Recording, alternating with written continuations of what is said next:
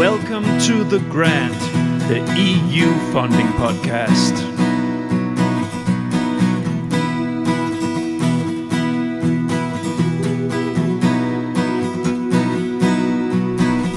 The Grant. My name is Niels Tuller Winter, and I'm the creator, editor, and host of The Grant. The Grant is an independent podcast initiative with the ambition to dig into all corners of the EU R&D funding system on topics of interest for the full EU R&D funding community. Developing a sustainable hydrogen technology to the long-term benefit of the full continent is something that the EU Commission considers of great importance. Hence, hydrogen has its own corner in the framework program, which is taken care of by Clean Hydrogen Partnership. A key part of the call content released under this umbrella are the Hydrogen Valley calls. During my time working for Hydrogen Europe, I saw close up how important the Hydrogen Valley calls are for the community and stakeholders because they ambitiously addresses the need for full value chain collaboration in the projects to test and demonstrate concrete in real life implementation of hydrogen solutions in especially industry. Susanna Kupiainen is communication expert in the Finnish cluster CLIC Innovation, and she is also the communication and dissemination lead in the Baltic Sea H2 Hydrogen Valley project. The project was awarded Hydrogen Valley of the Year by Clean Hydrogen Partnership back in November 25, and that was a nice opportunity to invite Susanna into the studio to share about the project, about funding for hydrogen, and on managing very large consortia. Please enjoy.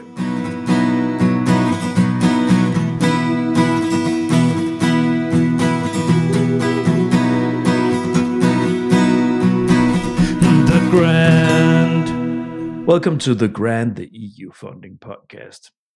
Today we're going to talk about hydrogen, and this is a spin-off of my recent position as a funding and networking manager in Hydrogen Europe. I don't work there anymore, but even though I don't work there anymore, I still went to a networking event in the end of November. Because I had already bought the ticket. So I went for networking, and I'm happy I did, because one of the things that happened was that I met you, Susanna, during that event. And firstly, welcome, of course. Now, before we go into to reveal what we're going to talk about, can you briefly share with my listeners a few lines about yourself? Yes, I work as a communications expert at CLIC Innovation, which is a Finnish cluster organization. We deal with energy, bioeconomy, and circular economy themes. We prepare and execute a lot of projects, EU funding and also national funding, different instruments, and we also sell services related to impact exploitation, communication, the teams that we work with, and project preparation. Yeah. And just framing the episode here. So first and foremost, the reason why we met, it was a Clean Hydrogen Partnership event. And that's the partnership that is administrating, so to say, the hydrogen research and innovation support through the Hydrogen Europe Yes. framework programs. They run that, and they have events now and then. And you were there to present about the Hydrogen Valley that you are administrating, no?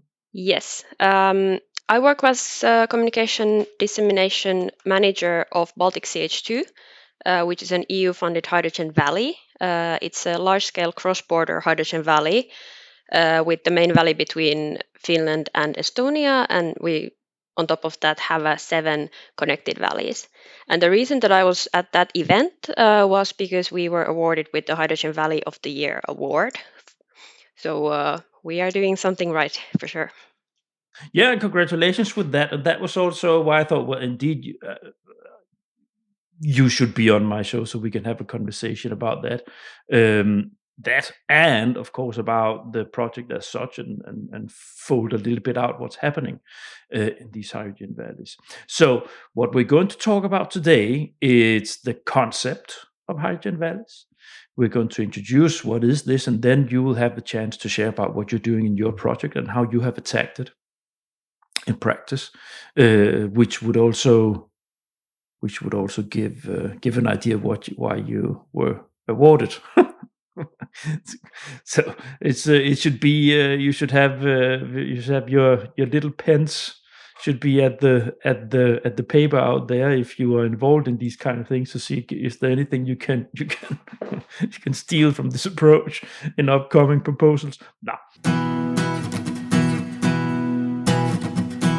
Susanna, first up here, we're going to just have an introduction to what is the hydrogen value, what is this concept.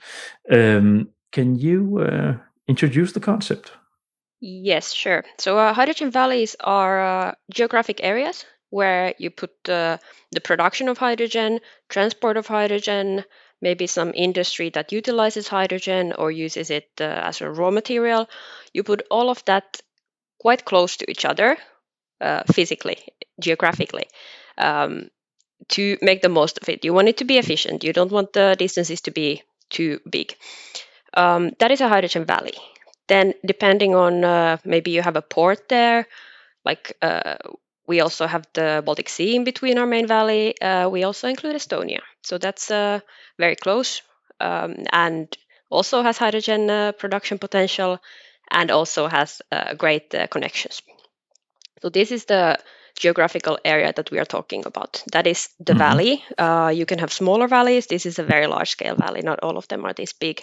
You can have a small valley, just a few partners doing something specific, but we took a more of a large scale approach to this. Yeah. What is the difference in geographical stretch, or is the difference also in the complexity of what is involved?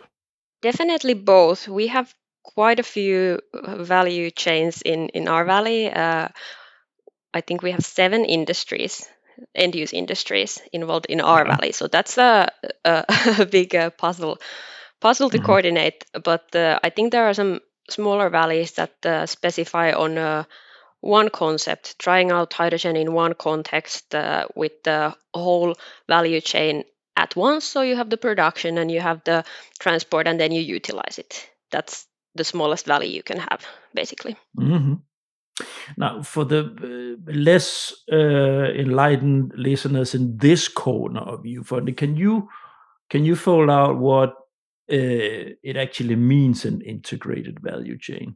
The value chain, hydrogen can have many value chains. Hydrogen in itself is not new. We've been using hydrogen for 100 years. We use it in a lot of industries. For example, the German industries use a lot of hydrogen at the moment. But where the difference comes in now is that that's gray hydrogen. We want it to be green for environmental reasons, and also because we want the production to be based in Europe rather than importing natural gas. So then you have green hydrogen. You can do a lot with it. You can, for example, choose to turn it into ammonia. You can, from the ammonia, you can make fertilizers. You have green fertilizers all of a sudden. So the thing is what you do with the hydrogen, because hydrogen is such a simple molecule that you can do a lot with it. And we've been doing a lot with it. But making it green also brings some other, like we can, for example, have the production in Europe. We don't really, otherwise we would import natural gas, and we can make all of our industries green with green hydrogen. The German industries will need a lot of hydrogen in the upcoming years, and they would prefer it to be green if they want to reach their climate goals. Yeah. So the value chain is from production to transport to whatever end products you have. But the complexity is that you can have a lot of different end products. So the hydrogen valleys, they are the flagships of Clean Hydrogen Partnership, right? So this is something that Clean Hydrogen Partnership, the partnership has introduced frameworks ago. And it has become the most important part of the Clean Hydrogen Partnership Work Program. So they're quite popular, and this is because, and you will not probably with this, because this is a sector where you have a lot of bottlenecks to actually come out to have a commercially viable sector where we have hydrogen as an integrated, commercial valuable integrated part of our sustainable energy mix, right? A lot of companies, a lot of organizations, a lot of research, and so there are a lot of things going on to really try to make this happen. And I guess this is why the values are so popular, because they integrate everything into where you can test things out, right? Yeah, you can. I think maybe at the moment the issue is that the green hydrogen is more expensive than gray hydrogen. Obviously, that is clear to everyone. So while we have production already, not a lot of green hydrogen production, but we do have green hydrogen production, it's still more expensive than the traditional product. So what do you do then? There are some companies that, of course, want to switch for greener products. That is possible. But the offtake hasn't taken off yet. By offtake, I mean end use of this green hydrogen. And the values really help in bringing the offtakers and the producers together, creating the value chain with them from the start. So they already are in this project all together. They have a plan of what they want to do together, and that they want to utilize the hydrogen, and then they are learning how. Because these value chains are new. Hydrogen hasn't been utilized in this scale before. So the complexity of the hydrogen value chains is new. And we are testing it out. We are seeing how it responds to regulation, for example. We are identifying some regulatory barriers, maybe some drivers too, and trying to navigate all of that to get to an integrated hydrogen economy in Europe. Because if you zoom a little bit out and look at this area of the economy, the sustainability area of hydrogen, it is the big issue, the big questions on is how do we get the price down so it is something that is viable in the economy, especially for the industry. To use green hydrogen to make a greener industry, for instance, within the steel industry, some of these energy-intensive industries. And of course, in an economy under pressure, like especially the German industry, for instance, because of geopolitical reasons that we all know, it comes under pressure also when you try to introduce and develop these things like hydrogen as a source, because everybody's looking for the price. If you're not going to use green hydrogen just because of sustainability. Businesses they can't survive just because they use a sustainable energy source, right? So this is what everybody's talking about, and this is what everybody talked about in my old work. How can we get this? How can we get this technology? How can we take away barriers? How can we make some marketable areas like fertilizers, for instance, right? Make these areas that have a commercial potential that can then drive down the costs for some of the expensive part of the technology. Definitely, the technology is there, but the green transition will cost money. For sure, we just have to decide how to fairly divide the costs. Who will pay, or we have to make the fossil alternatives more expensive. But those are basically the two ways of bridging the gap, or scaling up so much that the offtake really takes off. Then we have more offtake, we have more production, then the production gets cheaper. That's what we're all hoping for. But until then, the green alternative will cost a bit more. That's a fact.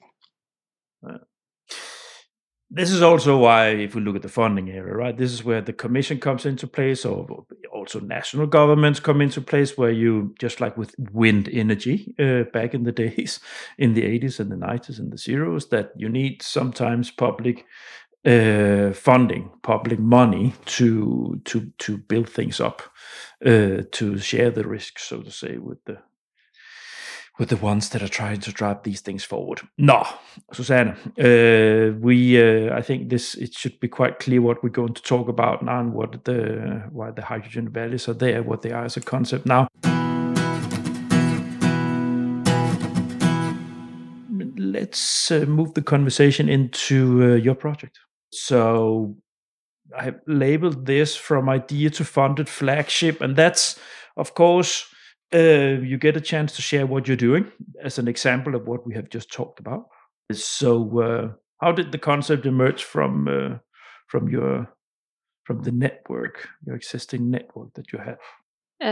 We were actually coordinating this Nordic Alliance for Sustainable Energy, I think it was called, where we already had these Nordic partners. And my colleague, the CEO of CLIC, came up with this idea. She thought, why don't we make up a valley that spans all of these countries? From the moment the idea came, I think 3 months later, we had the proposal there. It was a very, very short time, all hands on deck. But eventually, the red thread was there all along. The concept was really good. So we have 9 countries, 40 partners. That is quite a lot of partners for an EU project. And we have all of the Baltic Sea region countries. So we have the Nordics, and then we have the Baltics, Poland, all the way to Germany involved with a partner or a few. And then the main valley is between Finland and Estonia, like I said. That's where hydrogen economy was most advanced at the time of preparing the proposal. So they had more production plans. And of course, in the area, we also have a planned pipeline by gas grid all the way to the Estonian partners, and then the backbone goes through to Germany. So we basically followed the backbone corridor that leads from Finland to Germany. And then what makes this valley quite special is that it is cross-border. We have a few cross-border valleys in Europe, but this is by far the largest scale of cross-border valley. It's very ambitious. We're aware of it. We hear about it all the time from people we talk to. But so far, what we are doing is working. The valley is advancing as planned. And to that, I have to thank our partners. They are doing a great job. Yeah. So these things, it works like this, right? You have established a network. You've been doing this for years. I also know CLIC from my years back when I was working with the offshore wind sector. So you're a cluster that has some years in the backpack, right? And you've been your colleagues, past colleagues that used to work also, that have built up these networks, both in the Nordics and in Brussels, right? Yes, we have our networks that makes it a lot easier to find the partners when you need them. That makes it easier for us to prepare the proposals. And in this case, I think most of the partners that were in the network, the Nordic Alliance network, are in the project now. So it really worked out for us. It really pays off to have these more and less formal networks where you just talk to your peers. There were also cluster organizations in the other countries, and then they have the networks in their countries. So that's the benefit of working with cluster organizations, definitely. So of course, the challenging part to build the proposal and of this size is to keep your nose in the track about about the concept. Because the more partners you add and the more corners you have, you said you have what, 7 cases out in the valley. How many you mentioned? How many cases do you have inside the hydrogen valley? How many pilots? We have quite a few. We have investment cases, we call them. That is when some of our partners are actually investing in their own project, for example, a production case, that's something that we can't do for them. Those we call investment cases. I think we have around 7 of them. And then we also have the use cases we call, for example, pilots that intertwine with the investment cases. Yes. So what I wanted to say with that, or sort of exchange with you, like when you have so many things going on in a written text, in a proposal, that's tricky, no? It is tricky. The writing work and get the info back from each case to create a case that is it's reliable. Yeah, it's the evaluator can trust that you can juggle with so many different things going on there, and that each case will be strong enough, so to say. And so, Yes, of course. And then when they are actual investment cases by the partners, it's their investment decision. It's not our investment decision. So that can be challenging. We don't have any effect in that. And if you miss one puzzle piece, you have to rebuild the whole puzzle, obviously, because it was interlinked to so many things. That happened to us early on, that one of the cases couldn't happen. We actually have a barrier brief about it on our website for more information, but it couldn't happen, and then that affected all of the other cases interlinked to it, and then we had to rebuild the puzzle early on in the project through an amendment. But that all worked out. We were able to replace everything that we lost. But it's horrible. It's a puzzle. No, it's horrible. It's very tricky. I know. It's we all go to work and we all do. It's part of your responsibility and so on. But some days are nicer at work than others, right? It's nicer when you don't have to do amendments, for sure. Yeah, but it's like, well, first of all, congratulations on that accomplishment in itself, to pulling together a proposal like that. And then it's even, of course, more important and impressive that you actually got the funding, because the more complex it is, the more weaker the bigger is the risk that you have weak links that would be pointed out, and then you lose the points. So congratulations on that. So before we move into talking about what you have been doing so far and what you're doing in the project, do you have any lessons for funding professionals, working on similar proposals or of this size? I think the most important part is to have the red thread of the application ready early on. Like, what is the story of the application? What are you trying to achieve, and how this road gets you there? Then putting the partners in there and all your plans in there, that is easier when you have the common thread throughout the application that all of the partners have signed up to. That makes it a lot easier. And especially if you're in a hurry, I know that everybody's nightmare is seeing 20 people editing one Google Docs 2 days before the deadline, obviously. But still, I would encourage to actively engage the partners, because they have such expertise that nobody will have alone. They have expertise from a different angle. They have 30 years of experience from a different angle than the people working for your company. So you will always have expertise in the consortium, and trying to leverage it early on in the preparation phase is really, really useful. And good communication structures early on, so that people can find everything. I think it's different from proposal developer to proposal developer, how they want to handle the chaos of large consortia in the proposal phase. I myself, when I did do some Green Deal proposals where we had 40, 45 partners in each, I shut down inputs, I think, a week before or 5 days before, because it was impossible for me to juggle with that kind of. Absolutely. We also closed the document, I think, a week before or a few days before. But even after that input isn't so welcome anymore. But early on, if you have people who have ideas how to make something work, it's a good idea to listen.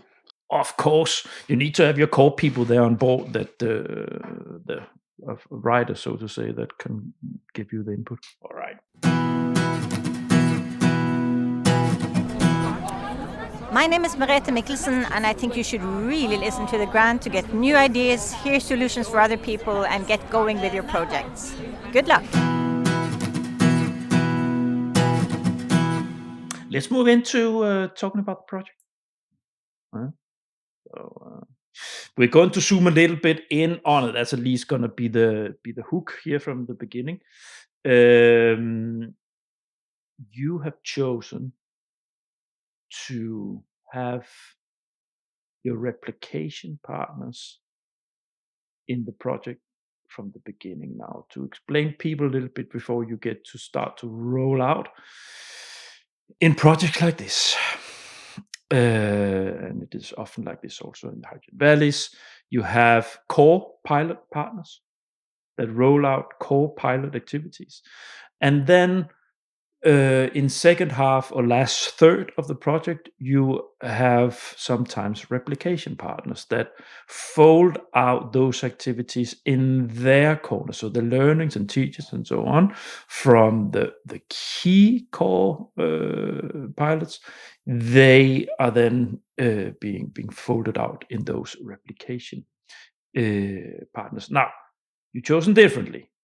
So and now the word is yours, Susanna. So share with us how you approach this.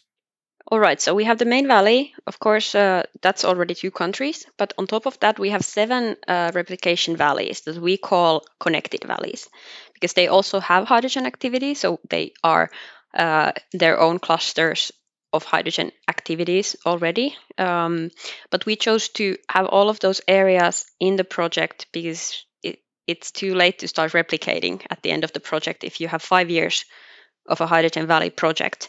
Hydrogen economy will move forward quite a lot in 5 years. Those areas will move forward quite a lot in 5 years. It's just beneficial for everyone involved to start thinking about it with the replication partners or the replication areas early on. And there's also stuff that you can learn from those replication areas. They have some different cultures, and then we can also utilize them to utilize their networks. They speak the language. They can translate the things that we want to know about their region. So it's a really good process. It's been really nice meeting colleagues from 8 different countries to talk about the same things. But they are really it's essential to start early on, is what they always say about replication. But to start while you start working is, to me, it has been very fruitful. Yeah.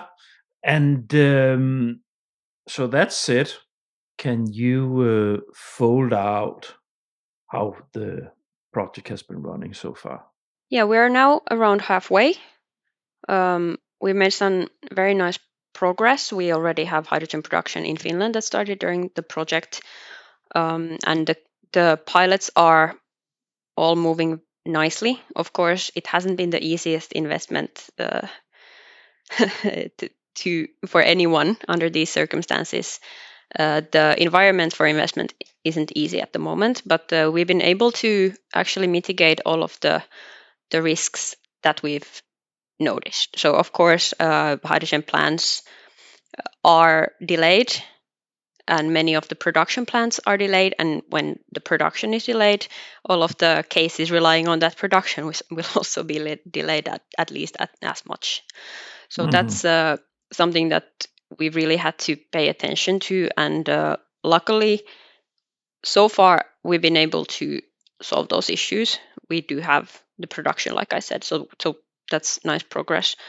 We're now halfway. What I've really noticed during the past 2.5 years, the valley has become quite known. I have a lot of people come up to me knowing about the valley and calling it the ambitious valley. People who I've never met. So that makes me happy. That makes me think we've done some good work on the getting the word out. But then, of course, results are expected of us, and we are so far delivering everything as planned. But the value chains are developing still. I want to zoom in. I want to keep a little hook in the change or the structural innovation, so to say, and how you build it up. So having the replication from the start. Can you see a change in the collaboration patterns, or can you see some shared learnings that is well facilitated?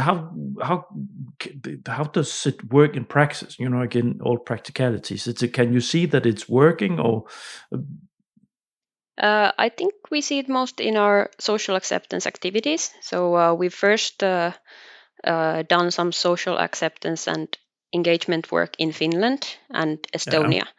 And then we have partners who are planning to also do it already within the project. And we can learn from what we saw in the first events, of course, and then we can learn from the cultures of different countries. We have quite a variation here. If you think about, for example, Norway is involved. They have hydrogen. They are producing both gray and green hydrogen, but they're also an oil country. So it will be a different transition for them. And the issues that they will face locally will be different. But that's also something that we can learn from, because that's something that could happen in any country. What kind of plants will face opposition from the local people? We can see that in one country. We can take that learning and give it to the other country and let them mitigate it before they get there. So it's just really good to see examples from the other countries and what their cultures see in hydrogen transition, and then learn from it before we get there. Yeah. So I'm just curious how you can you give an example of how you. So the social acceptance approach. So what do you have? Do you have workshops? Or do you have public gatherings? Or how do you carry this out? In the Connected Valleys, for example, we have plans for one webinar and one event. So they first see how we do it in the main valley, and then they can take it to their country in the way that makes sense there. But we are gathering input from the people to see how our visions resonate. So we're also building visions for these different countries, not only for Finland and Estonia, but also for the connected countries. But we can have all the visions we want. If the people don't agree, there will be huge opposition. Yeah. What is just out of curiosity, what is the feedback from the first activities from the laymen out there, from the citizens? So far, it's been good. I think in Finland, the feedback is quite good. Many people understand that this is important, and also that it's not only for the green transition; it's also for Europe's competitiveness, for example. And Finland is very. We have a lot of engineers in Finland, for example, so we are very not opposed to new technology, but that might not be the case in every other country. But it really depends where you are planning these activities. Of course, if you ruin a beautiful wintry view that people are used to, that people really appreciate, where they like to go camping, and then you put a lot of wind power there, then that's going to be different from putting your wind power somewhere where nobody cares. Where nobody cares, of course. Yeah. So that it's all about getting the feedback early enough so that you can also adjust your plans if you notice that this isn't going to work. No. How are you working? So are you taking surveys, so you have events, and then do you take also surveys where you sort of get feedback from like quantitative things you can measure and so on, or how do you? Of course, the companies do their own social acceptance activities when, for example, they have to have a hearing before they can build a plant. But it's most useful maybe if you can't go to the people to work with municipalities, because the municipalities have contacts and they know quite a lot about the area. And then another shortcut is to work with NGOs. They also often represent the people in the area, because making a survey for 1,000 people isn't the simplest task. Okay. Are there any other elements from this approach with having the connected valleys on board from the beginning that you would like to share before we move into having a status of where you are? If that is a possibility, and if, for example, the areas are closely connected, then I would recommend giving it a go. It's really nice to have contacts in the other countries and to be able to do things not only in one location, but to take it more local. If you have the local partner, they can translate your messages, and then you also get the feedback from that country. So I really enjoy hearing from, for example, the Polish partners, how our project messaging works in Poland. So they can translate it and distribute with their own channels as well. So it really gives you more feet on the ground, so to say. Before we move on, we're going to follow-up question. Can you see from the acceptance part, can you see a difference between the regions already culturally, where people have, you said Finland, like a tech-savvy nation? Do you have other places where you have seen that there's a different sort of receptance? Not at the moment, except of course up north where Sami people live. They have rights to their areas, and that is something that needs to be taken into account, of course. But I think the interesting thing is we don't have a lot of feedback yet. I don't think that the green transition and green hydrogen production has really made a dent in the normal person's life yet. No. So I think that's when we'll start to see. Of course, we see in the news there's a hydrogen bubble. Oh, the hydrogen bubble burst. Now there's hydrogen hangover. That you can follow, and then you can go to the comments and see what people think. But that's something I like to do for fun.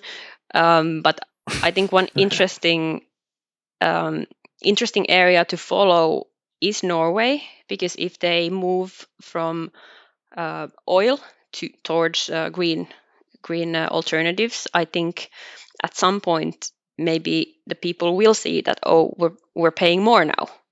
Mm-hmm. And then it's really sensitive to not try to brainwash people into thinking that this is good, but you still have to explain that we are really doing this to build something that will last longer than the oil. I would say the same. So for Poland, very reliant on coal in their industry. So they probably have the same issue there. But yeah, we'll see. Thanks. Let's move into seeing a little bit more on the project as an EU-funded project, how you are doing so far. So you're halfway through. How's it going? Are you delivering, like deliverables, timelines? How's it going? We are delivering everything. We are reporting very hard, as you can imagine, with 40 partners. It's a lot of admin work. And based on what we report, it really seems like things are going better than they could be in this investment environment. I'm really happy with how we've been able to take those, for example, the case that I mentioned that didn't happen early on in the project, that we were able to still continue with the same ambition. And I think when we make those choices, we actually make the project stronger. We end up with some new end use sector, for example, that we didn't have before. When you have to amend your original plan. The Valley format, I think, is working very well. and it's always a pleasure working with Northern Europeans. Our partners really do what they say and deliver and are really easy to work with. We have the operational facility already in Finland. That was a big deal for Finland and for the project as well, as it's a very important partner. And as I've heard, I can share about the private plans, but investment decisions are approaching a positive decision. So that always makes me very happy, of course. But I will say that coordinating 40 partners across 9 countries is not the easiest task.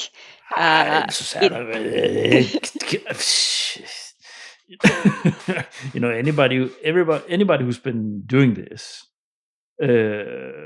project implementation, I haven't done that amount. I've been juggling with 15 or 20, I think that's the most in the project implementation for that. As I mentioned, proposal wise, I tried something like this, but having implementing it, good gracious. Is it, how many are you in the team? It's you, and who else do you have there? At CLIC, I lead the work package for communication dissemination and exploitation. Then I have a few colleagues working on just one task in some work package. And the coordination team is 2 to 3 people. So it's in the operative day-to-day work, I think there's like 2.5 people of us. Yeah. That's not a lot. But it's still, if you look at EU projects in general, right? If you have the coordinator, then it's often one person, and then maybe here and there there's support where people are scattered over more projects normally, and then you have one dedicated person fully. But it's so you still have, but it's no matter what you do, because you cannot put 10 people on it, right? Even though you might sometimes think it would be nice to have that kind of resources, but it's you must be juggling a lot. And all of us also have other projects, so it's but in the same thematic area. So then if you work with hydrogen all day, it makes it a bit easier. And what I really like is having the coordinator and the communications work package lead in the same organization, because that helps. Sometimes I can really help with the coordination, and the coordination can really help me. That is something that I find really convenient. Yeah. Now, what's been rough? Now you mentioned resources, but is there anything else in the? And I'm never, when I have these conversations, I having been there myself, I know how sometimes partner dynamics can be tense. So I'm not asking you to share if there's anything challenging there. But how do you have had? Are there other challenges, things that would be harder than you would have expected? Of course, as anyone who works with these kind of projects knows, I am always reporting. I'm just, if I'm not reporting to one direction, then I'm reporting to another one, especially with the communications activities. But I think actually our partners are so nice. They don't have tensions, which makes my life a lot easier. And you say that with a heart, so you don't even have to force that out. Yeah, absolutely. I have some of the best partners. But it's vital if you have a good group. If you have a challenging group where each time you have a partner, you think, gosh, you don't want that energy. You need that energy where everybody is yes, we can. It's absolutely. And when I see someone get really excited, it feels so good. And actually, nobody is nitpicking or complaining. That's really nice. So if either you have a really active partner or a less active partner you don't see as often, but you don't have those partners where you're like, oh no, not this again. Those we have none of. Well, when you have 40 partners, you always have the occasional partner that you rarely hear from. It's like this. Absolutely. It's unavoidable. And people change. That's also something that I've noticed in some organizations. So change of positions. then you lose contact with people when they change the person responsible 3 times, but then the latest person responsible doesn't know that they're the person responsible, and then they don't follow.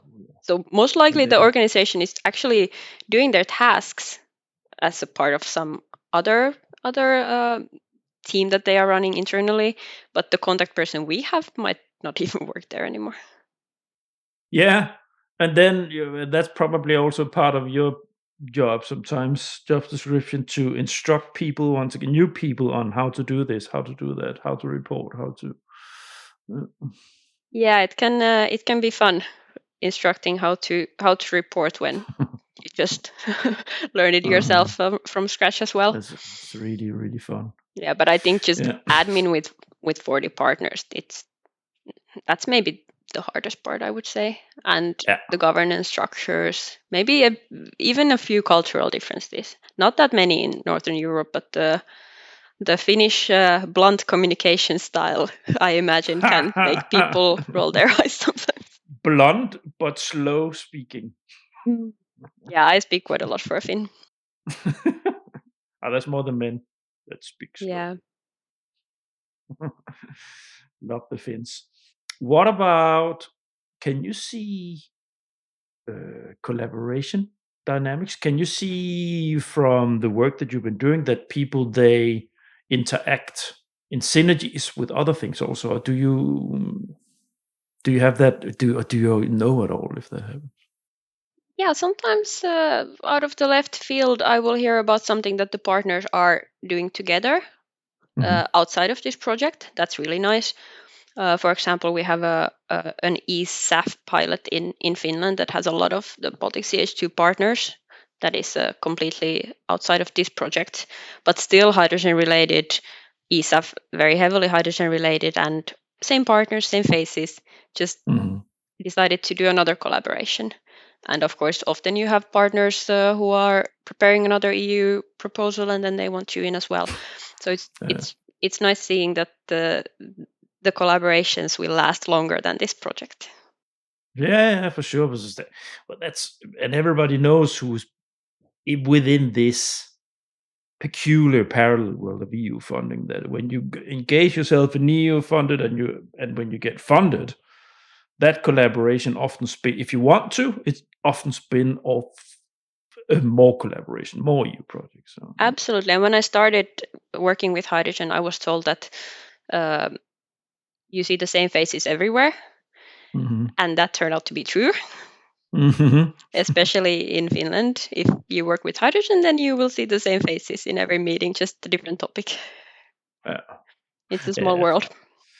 Oh yeah. So I've worked for the Danish offshore wind sector from 2010 to 2015, and you can imagine it's very much indeed the same. And I also worked for the for the ocean energy, wave energy. That's like a super tiny group, always meeting them there. So I know exactly what you're talking about. All right, I don't know. But lessons learned? Anything you want to share?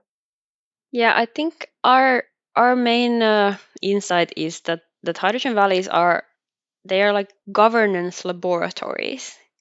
So you can do all of these things separately. You can do the production, and then they can make their contracts with the person buying the hydrogen, and you will do one-to-one contracts and eventually end at a value chain. But here you can kind of govern it, and you can see what works, what doesn't, and you get real evidence of what kind of frameworks you need regulation-wise, market-wise, financially to scale it up. Especially with our valley, it's already so close to implementation. We are basically implementing hydrogen economy. It's not that we're piloting everything. It's a lot of real production cases, real use cases that need to be scaled up. So it's a good spot to see what works and how the European hydrogen economy should look like in scale, because that will also be cross-border, and that will also be large scale, and that will also require similar collaboration between countries. Yeah, Yeah, that's the whole point, right? To have a system. I know, especially Denmark is trying to do this with Germany, to get some cross-border in that corner. So yes, indeed, it would be a nature of cross-border if it needs to be commercially viable also. Now, here towards the end, I just wanted to have broaden the zoom a little bit out, to have the Nordic perspective, because we're all thinking about a couple of times per day on average, every single person in Europe, about the security. Yes, I'm sure we are. And we're thinking about energy, maybe less, but energy security, maybe less people think about it. But it's we can see how important that is. Now, can you put that into this? How much consideration in connection with the project has been considerations concerning security of supply of energy in general, of geopolitical dependencies, all these things that we all live in these days? If you look at Finland on a map, you can already imagine that we have quite a few thoughts on security. You also think about it every day. Every day. For Europe, it makes a lot of sense to start the hydrogen value chains in the Nordics. Finland and Sweden have a lot of relatively cheap electricity and a lot of land to use. We're not that many people. We have a big land. You can build more wind power, for example. You have the space to do so. And we also have biogenic CO2 for utilizing from forest industry. So it makes sense to start hydrogen value chains also from this corner of Europe. And then the big question is, who do we want to be dependent on?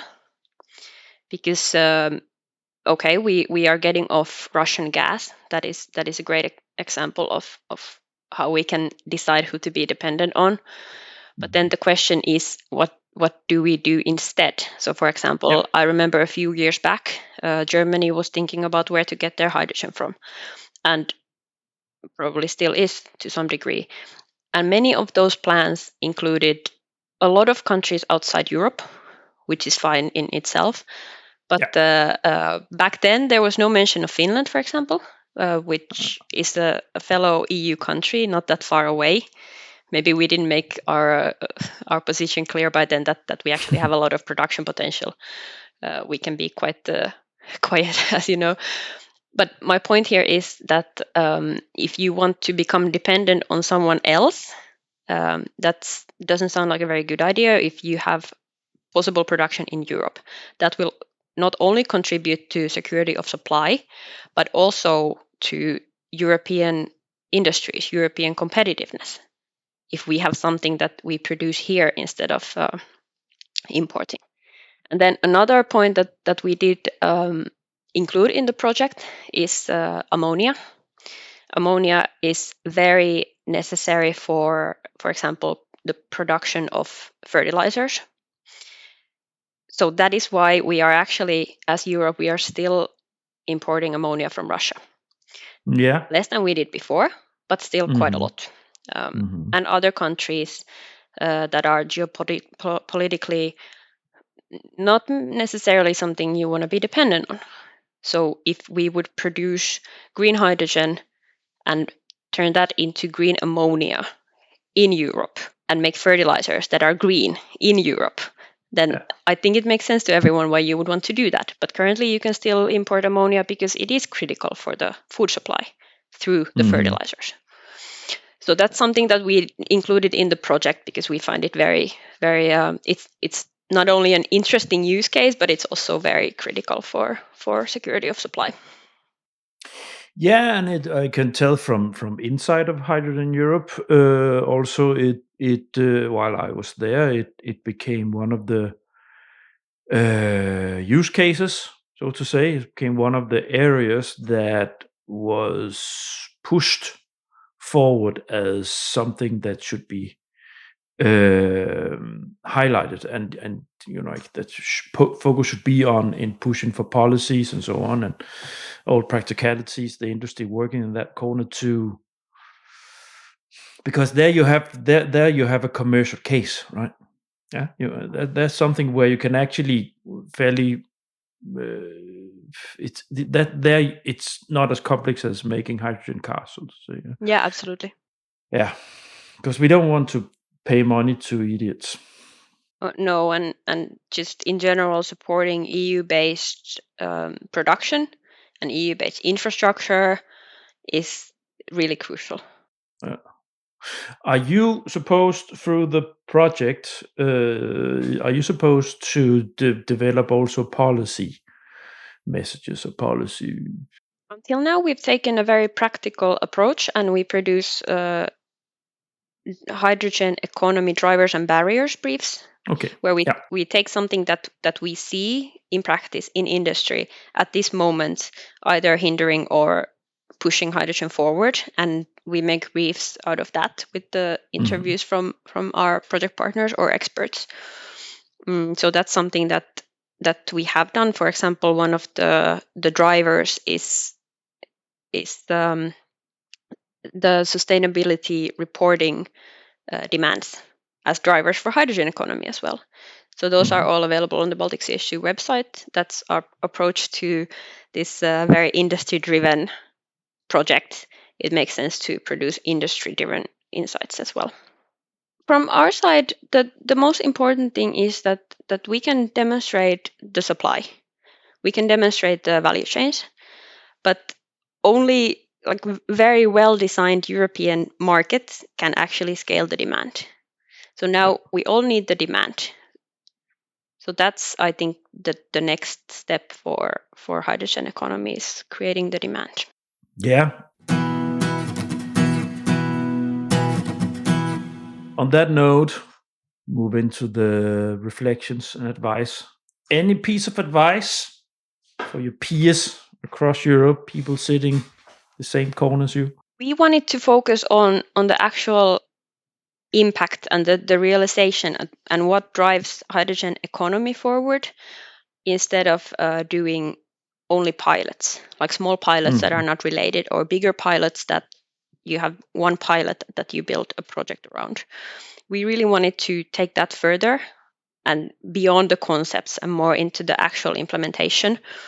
And I think that is something that would work for other valleys as well, now that we are closer to implementing hydrogen economy. Every year we are closer to the implementation. And I think valleys are really good for building up the supply and building up the demand as well in the same project. So I think that's something that differentiates just a pilot project and an actual valley, that you have all of the elements there. And the more industries you can get as end users, I think the better. I think I mentioned we have quite a few. They're not directly linked, but all of them are in the same. They have the same interests, so they work really well with the project. And I think funding continuity is now the question, whether the funding for hydrogen valleys will continue past this funding period. I don't think so. Yeah. So then, what do we do next? It's a flagship. Yeah. So then the question is what we do next.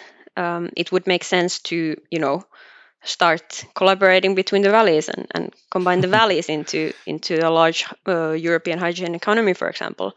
Because otherwise, if your project ends and the valley ends, which it shouldn't really end, it's a geographical area. So what do you do with it then, I think is the question.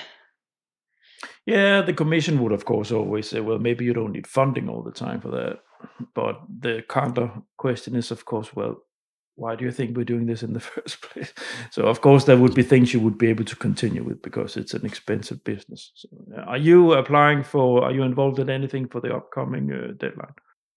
Yes, I'm involved in one hydrogen valley proposal as well. Yeah. In the North Sea region. Okay.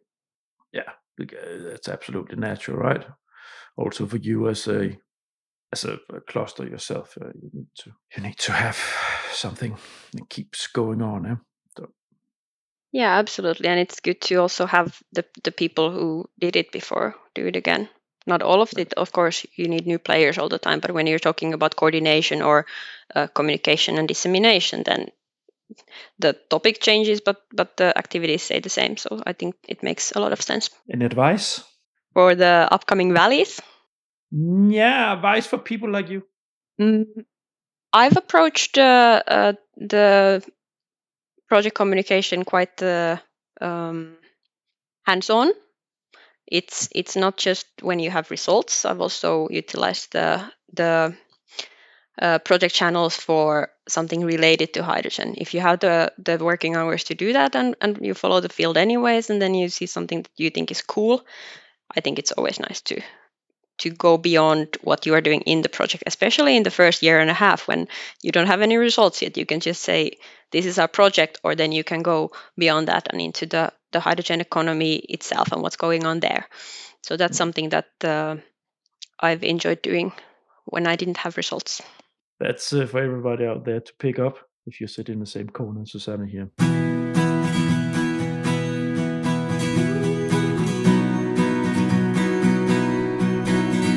The Grand. We're almost done, but I have a segment that I have in all my episodes, and that's the toughest challenge. It comes from when I was sitting alone recording the first episodes in front of my screen, and I wanted to have an anchor in each episode, something recognizable, but I kept it because it's a nice end note. So toughest challenge in the implementation of the Hydrogen Valley? Toughest challenge is navigating and shaping the investment environment that would be consistent in supporting the green transition and hydrogen economy and European competitiveness, when you also have market uncertainty, you have shifting funding, you have shifting policy signals. I think that's in the big picture. That is the challenge that we are facing, and I think other valleys as well. Yeah, makes sense. And then juggling with 40 pounds. Yeah, that not everybody has to deal with that. But not everybody has 40 great partners. Susanna, thank you so much. I am just going to land the plane before we say goodbye to the listeners. So, dear listeners, thank you so much for listening to the end.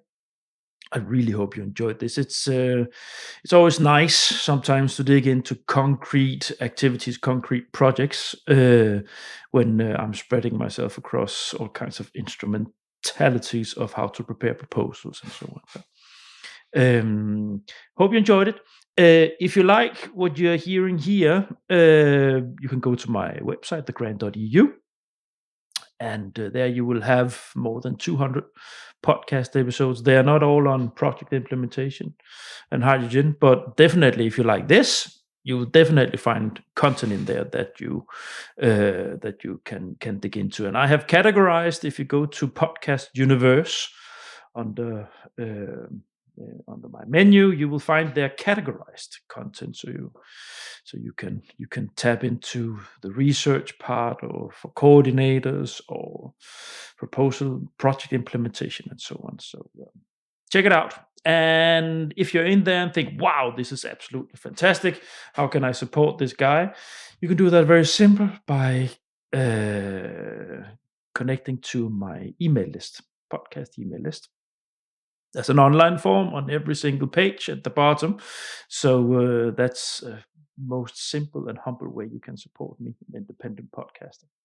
Finally, of course, connect with me on LinkedIn, connect with my page on LinkedIn. That's where the fun happens. That's where the flow is. That's where I like stuff. That's where I share my episodes. That's where I also pick up a lot of my guests. So do that, and thanks for that in advance. I also recently created an Instagram account to try to share some more informal films and photos about the work as a podcaster. So, do you have an Instagram account, and do you use it, Susanna?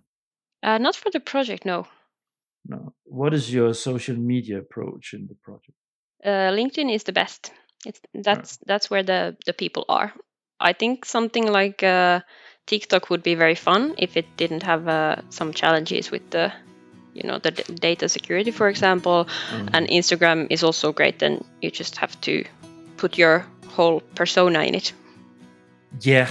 Very personal. But you have to find a strike a note, right? And then you have to sort of stick on that. But I'm sort of getting it, it's LinkedIn is all shoulders up. People, it's very difficult to get people to engage themselves more relaxed on LinkedIn, because everybody think either their current employer or a future employer will be seeing what they're engaged with. So nobody, it's very difficult to get sort of a relaxed interaction on LinkedIn. So. But as a podcaster, you absolutely need Instagram. You have my word on that. Yeah, so that's what I'm trying to do. No, Susanna, thank you so much. Let's say goodbye to the listeners. Bye. Bye. Dad. Thank you. Thanks for listening to this episode of The Grant. All the Grant episodes have their own site on the Grant website. You'll find a link to the episode site where you listen to your podcast. On the site for this episode, you'll find a link to Susanna's personal LinkedIn site, and you'll also find a link to CLIC Innovation website, as well as a link to Clean Hydrogen Partnership site. Next week, I'm back with an episode in my Erasmus Plus therapy session episodes, this time zooming in on the changing discourse of the budget auditing. Very, very interesting. You can indeed look forward to that.